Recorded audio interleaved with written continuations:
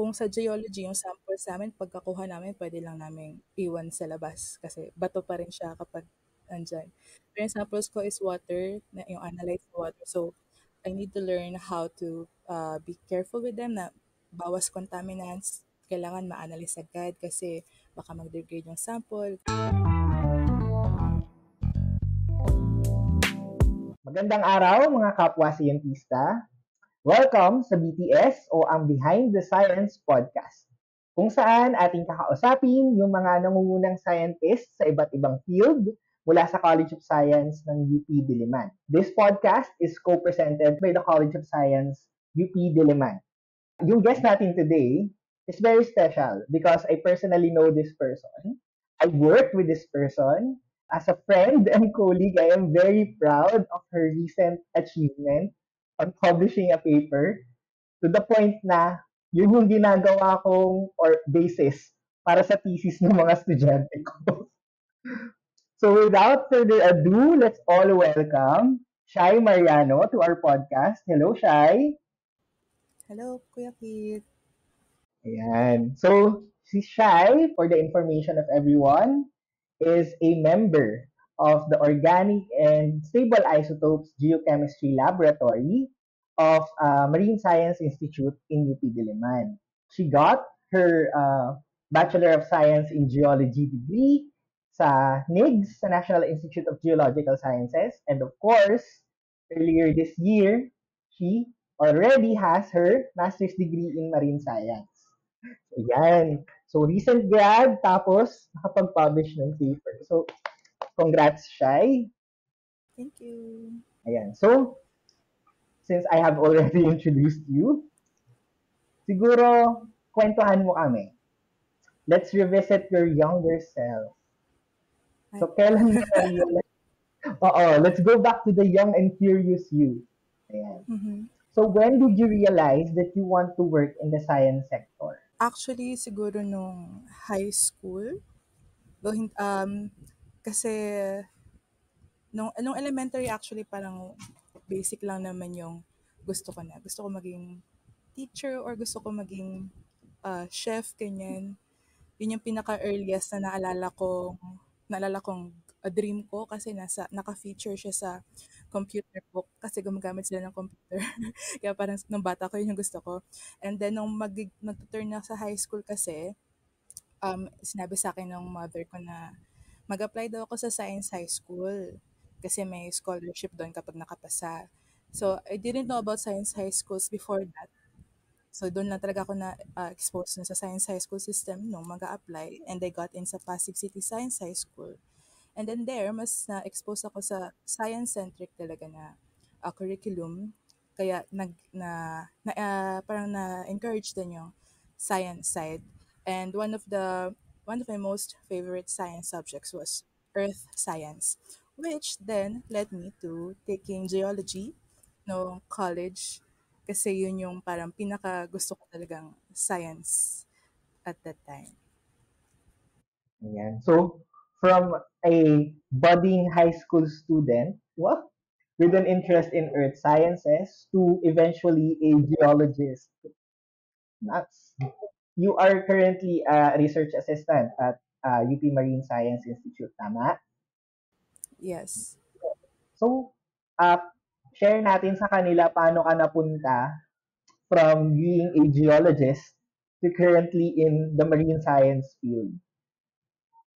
Okay. So, yung college actually, it's still a period of discovery and exploration since hindi naman uh, hindi naman talaga ako ano pa noon, parang hindi pa ako set in stone sa kung ano ba yung gusto kong gawin. And then sa geology kasi, marami din namang tinuturo sa aming mga subjects, marami kaming exposure sa kung ano-ano applications and stuff related to geology. And one of my most favorite parts of being a geology student was the field work. So yun yung parang main factor. Yung favorite part ko yung sa field work. Pero field of geology parang at that time wala pa talaga specific. And then nung fourth year, I believe it was first sem ng fourth year ko ng geology.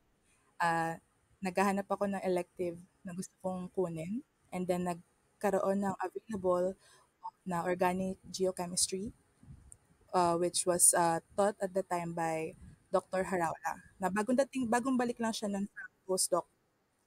It was an interesting topic for me kaya doon ako nag-enroll na elective. And I think yun yung naging link din na from NIGS, geology, napunta ako sa marine science kasi si Dr. Haraula is sa Marine Science Institute siya really at that time. And I wanted to be part of her lab to do what she's studying. Kaya nasundan ko siya from NIGS to MSI. Ayun. So, from bato to dagat. Kabaligtaran ni Ariel. So, kung si Ariel from dagat to the land, ikaw naman from land to the sea. Oo. And ang funny thing is, I don't know how to swim. Hindi po, just to encourage din yung ating mga listeners, hindi mo po kailangan na marunong kang lumangoy kung gusto mong mapunta sa field ng marine science. Yeah, so kahit hindi ka diver, kasi ang dami ko kakilala, swimmer, diver, scuba diver, free diver. Ako, nasa bangka.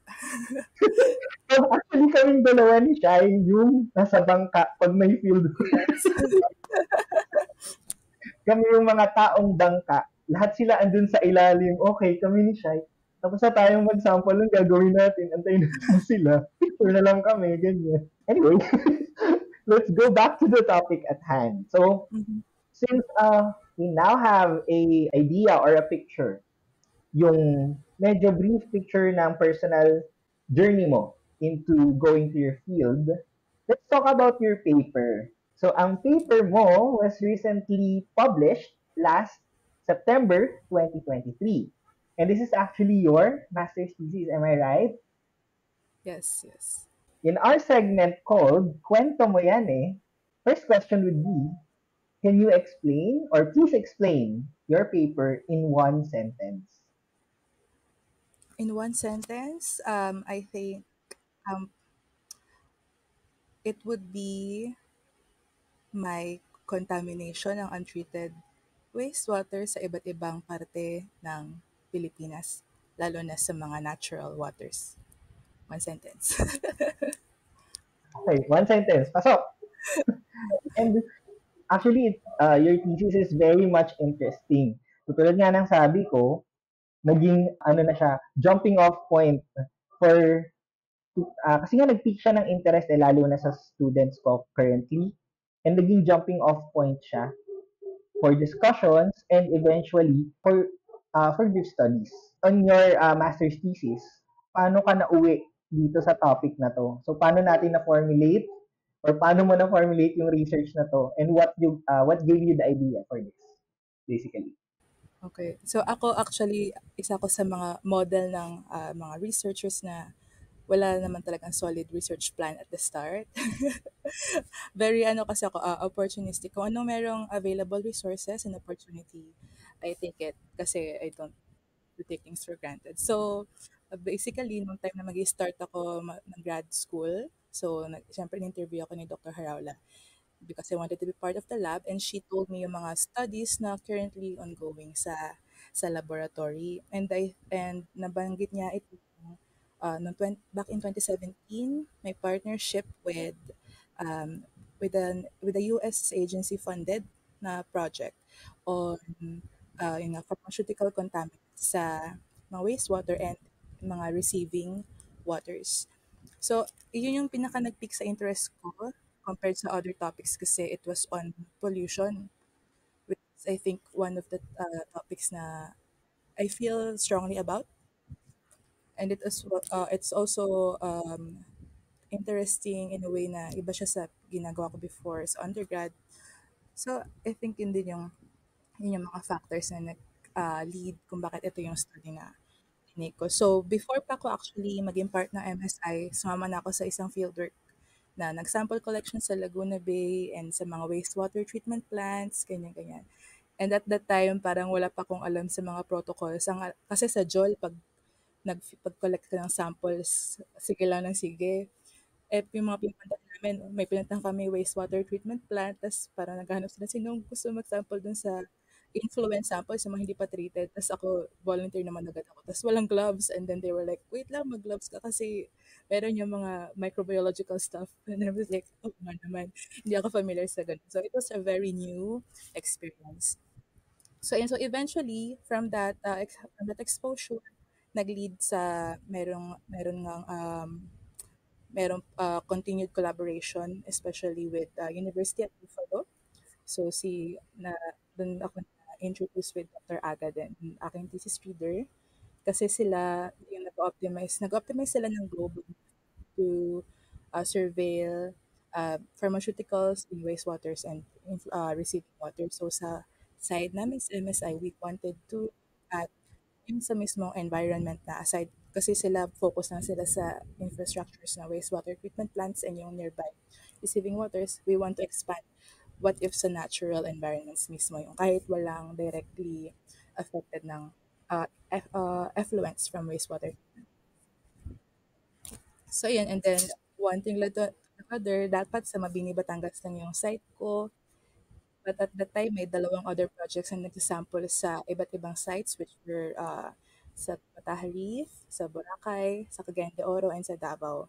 And towards the end, naging sites ko na rin yung other four sites. So I have 5 sites in total for my thesis. Ayun. So, ang keyword dito guys, opportunistic.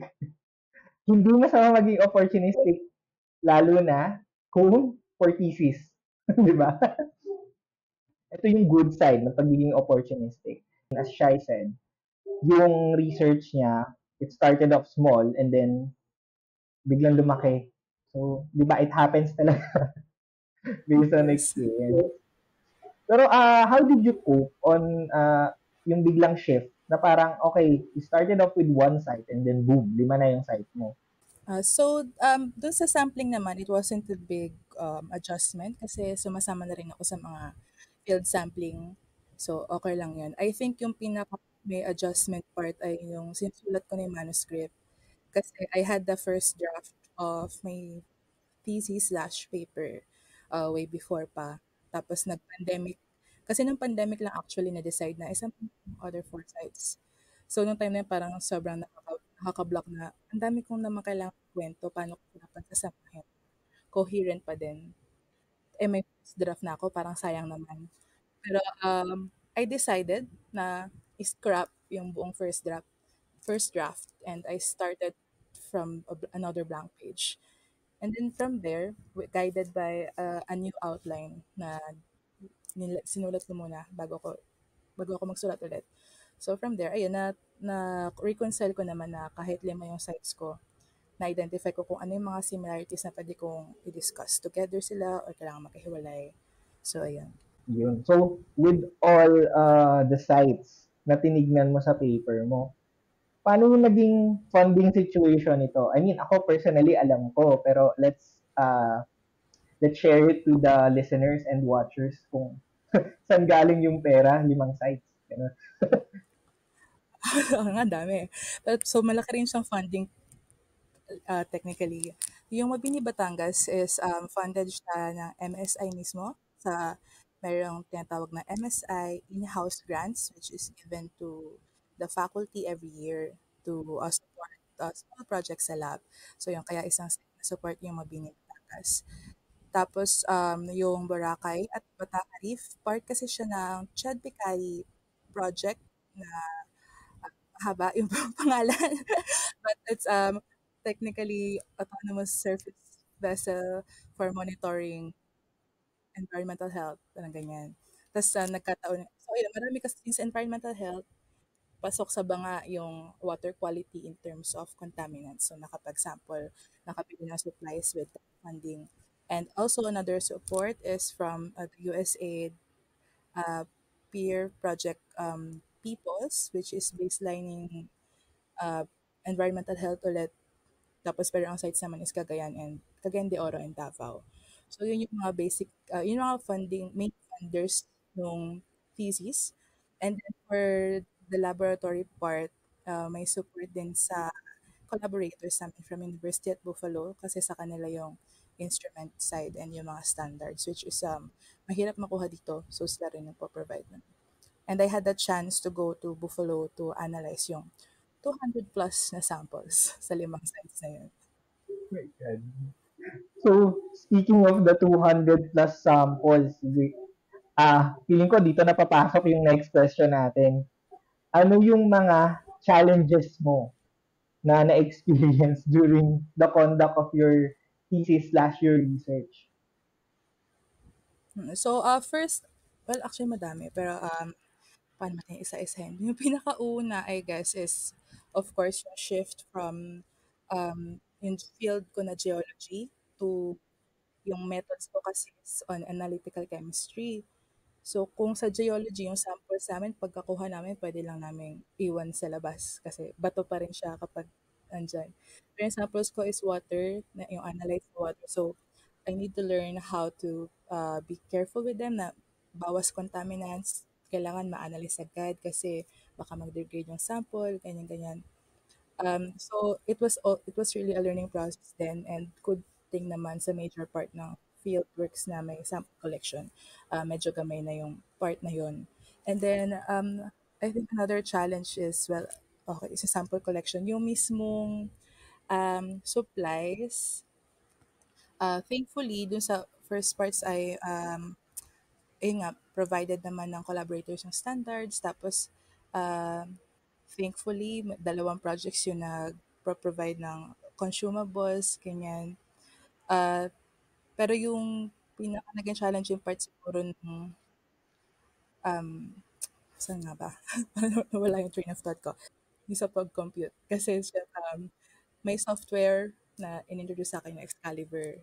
So, syempre kung sa chemistry, I think familiar kung MS work yung sa Excalibur.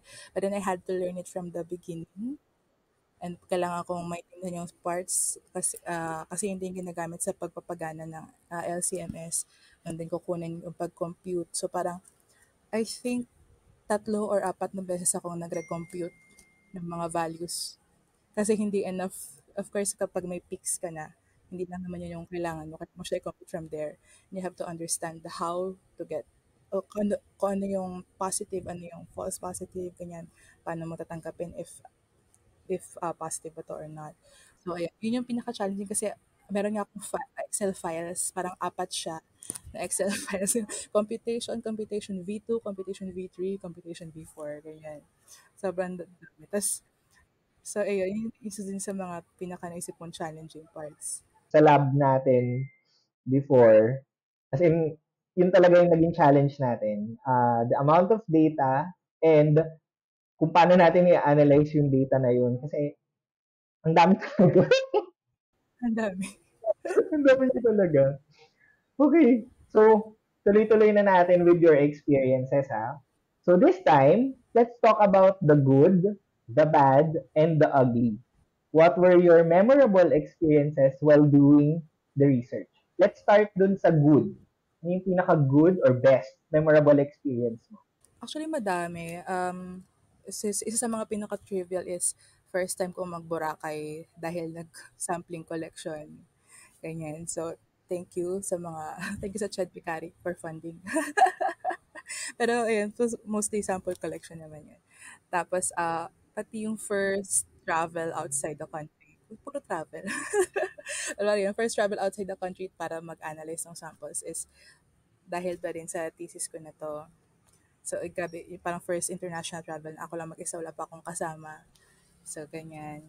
And of course, I think favorite part ko talaga lagi yung field days kasi doon talaga lumalabas, nagko-collect ng samples and you get to work with your lab mates and you get to do lab sa field. So, parang meron kang mobile laboratory. For our listeners or viewers, you can check out yung page ng Marine Science Institute.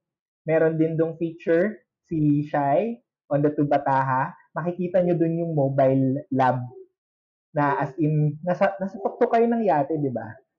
If I remember Oh, correctly. yeah. Sa Bohol si ata yung picture na yan. Oo, ay, so, Bohol pala. Oo, hindi pala siya Tubataha. Bawal. Sorry. After the good, syempre, yung bad. Yung bad. Ano yung mga memorable bad experiences? Paano bang bad? I think bad part yung sa paper writing in a sense.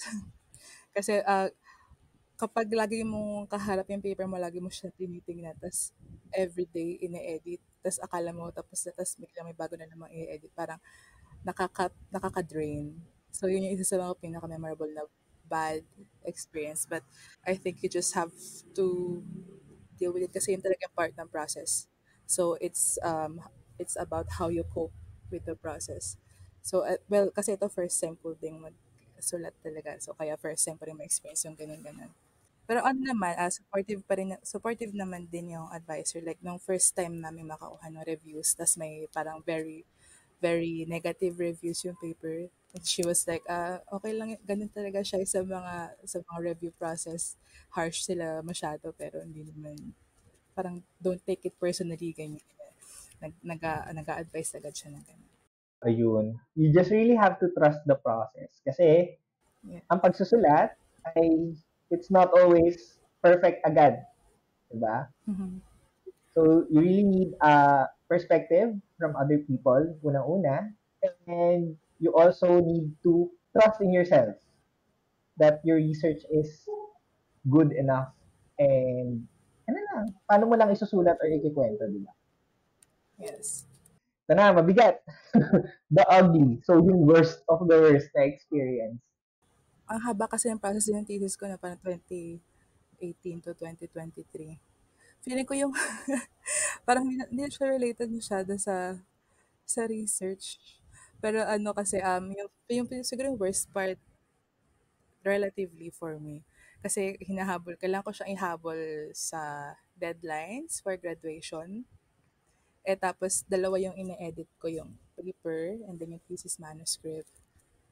Tapos may mga parts kasi na parang opposite yung views namin ng advisor. And then ako parang stubborn ako, ito kasi gusto ko, pero iba yung gusto ng advisor. So parang dagdag yun sa drain. Tapos iniisip ko, aabot ba ako sa deadline? Makaka-graduate ba ako this year? Ganyan, ganyan. So I think yun yung yung worst relatively. Kasi may recency bias din ako kasi parang this year lang siya. Pero in the end, nakaabot naman, which is, na-surprise ako talaga, pero nakaabot naman. Tapos parang, after ko makasubmit, parang, pinaproblema ko to last week. Parang halos maiyak ako last week para dito, pero nakasubmit naman ako on time. So, And parang in the ano, end, related pa rin sa before na trust the process talaga. yun nga. So in the end, yun, umabot. And Umabot. graduate ka. Surprisingly. Which is a good thing. Kasi kung hindi umabot yan, who knows? Pero let's just stick dun sa umabot. Okay. So, balik tayo dun sa research mo. At what point did you realize or did you and Ma'am Caro, your advisor, realize that your results were sufficient enough for publication? Um, hmm. I think ano naman, actually, kasi diba, thesis ko dapat is, ano lang, mabini lang. Tapos siguro doon namin na-realize na pwede naman siya ma-publish nung nag-decide din si Ma'am Cara na isama na yung other four sites. Kasi if mabini lang, parang super, hindi siya masyadong encompassing ng madaming topics or ng relevant enough na sites. But with the inclusion especially of Boracay and Tubataha, parang naging parang ano na siya, na worthy enough na siya na mag-pick ng interest kasi these are important areas in the Philippines. So yun, so the rest is work na lang talaga kung paano ikukwento, kung paano i-deliver yung data through the paper. So very early on pa rin pala talaga. I mean, very early on, na-realize niyo rin talaga na, okay, this is what needed to be done para, or ito yung kulang, essentially, para ma-publish natin yung paper. And that's a O good kasi thing parang kasi, ano eh, sige, go. Go ahead. oo, parang ano pa lang kasi parang before pa lang isulat yung thesis manuscript, kailangan, I think importante na decide din na ito na isusulat din for paper para isang work na lang kasi parang ang hirap kung magkahiwalay pa yung process. Dalawang, dalawang extra trabaho pa yun. Oo. Concentrated din yung ano nyo, yung focus. Kumbaga, ito lang siya. Ito yung gagawin mo. Ito yung pathway mo pupunta dun sa end product. And Yes. that's a very good mindset. Kailangan alam mo yung target mo at alam mo yung pathway na dadaanan mo to get there. Yes. So, na-publish na natin. Na-publish na yung research. Ano yung plans mo personally moving forward with this research? For this research, I think yung plans na related for this research ay nakasalalay na sa lab kasi in the lab marami kasi gusto mag-explore sa pollutants. Kunya si Elise, uh, she's using a data set from the collaborators we had as well sa thesis ko, but it was a different set of data sa Manila Bay. Yun yung additional data niya for her thesis para sa pollutant modeling sa Manila Bay. Tapos other research for the future then in the near future ay tracing ng pollutants from discharge to the sea na pwede ring applications for monitoring ng public health. And then I believe later on other types of contaminants then gusto rin tingnan sa lab. Yun. So, very promising field itong pollutants. Especially since these are emerging pollutants, tama, no? Yes. So, konti pa lang ang studies regarding this, if I'm not mistaken. Dito sa Pinas, yes, konti pa lang. Konti pa lang. So, we look forward to more research connected to this field. And ikaw, personally, ano yung plans mo moving forward? Na hard reveal. Um, I'm nag-start ako ng PhD by January. Hard reveal. Oops. Are you planning to stay on your field during PhD sa pollutants? Yes, actually, yung lab na papasukan ko is emerging contaminants. Pero ayun, babalik na naman ako sa lupa. Okay. So, So, yun yung ano, from, hint. from land to sea to land ulit. Oo. Reverse Little Mermaid ka talaga. Oh my God, wait lang, nagulat ako. And sobrang happy ko para dun sa balita mo.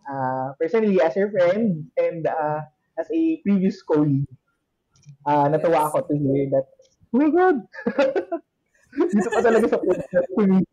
Oo nga eh. Okay, so with that, before we let you go, ano yung pwedeng words of wisdom na makuha or masishare mo sa mga nag-aspire na mag-research in this field? Ako ang advice ko ay don't be intimidated kasi I think for people outside parang ang intimidating ng science ng research. Pero uh, if you do not let that get into you and if you're open to actually exploring at hindi ka kulong sa kung ano lang yung gusto mo, you'd get to explore and discover a lot of things. You'll get to encounter a lot of opportunities na you didn't think before na pwede mo palang ma-achieve. So, ayun, kagaya nito, from geology, biglang napunta ako sa marine science and then, wow, nakapag-publish ng paper na ano pala, na environmentally relevant. So, ayun. Kanina ko pa sinasabi, as your friend and as your colleague, I am really happy with your achievements and where you are right now. And I am very much looking forward personally to your growth as a scientist. And ayun, for promotion, invite mo silang basahin yung paper. Actually, you can read the paper na pinablish namin sa Frontiers, but I think yung, kasi baka for the non-science people, or for easy consumption, actually maganda yung sinulat na article ni Miss Janine sa GMA News Online. So, I'd recommend that to read as well. She really did a good job kasi talagang aside from yung contents ng paper namin, may mga additional input pa siya na alam mong binasa niya rin talaga yung other stuff related sa paper namin. So, yun. Okay, so with that, thank you very much, Shai, for dedicating time in your busy schedule. Kasi alam ko busy din kayo. Thank you din for having me.